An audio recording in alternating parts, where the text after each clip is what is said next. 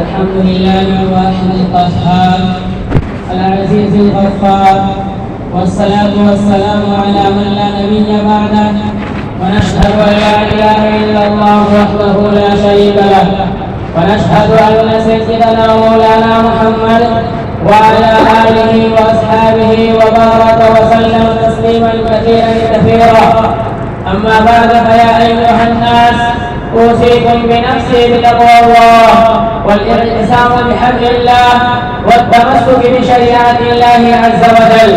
أيها المستمعون الكرام، فإن أصدق الحديث كتاب الله، وخير الهدي هدي محمد صلى الله عليه وسلم، وشر الأمور محدثاتها، وكل محدثة بدعة، وكل بدعة ضلالة.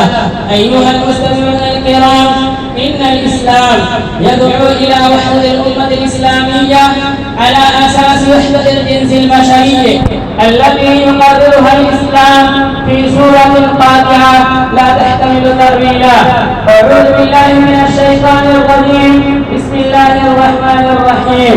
يا أيها الناس، قد جاءتكم موعظة من ربكم وشفاء لما في الصدور وهدى ورحمة للمؤمنين. وقال تعالى: قل بفضل الله وبرحمته فبذلك فليفرحوا هو خير مما يجمعون.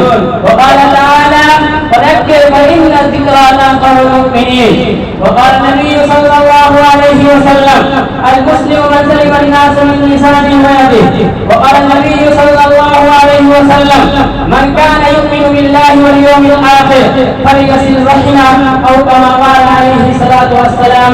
بارك الله لنا ولكم في القرآن العظيم، ونفعنا وإياكم بالآيات وذكر الحكيم، إنه تعالى جواد كريم ملك بر.